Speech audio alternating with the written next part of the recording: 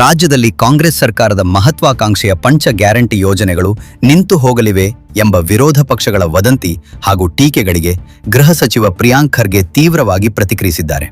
ಯೋಜನೆಗಳು 100% ಮುಂದುವರಿಯಲಿದ್ದು ಸಾರ್ವಜನಿಕರು ಯಾವುದೇ ಆತಂಕ ಪಡುವ ಅಗತ್ಯವಿಲ್ಲ ಎಂದು ಅವರು ಭರವಸೆ ನೀಡಿದ್ದಾರೆ. ಗ್ಯಾರಂಟಿ ಯೋಜನೆಗಳನ್ನು ನಿಲ್ಲಿಸುವ ಯಾವುದೇ ಉದ್ದೇಶ ಸರ್ಕಾರಕ್ಕಿಲ್ಲ.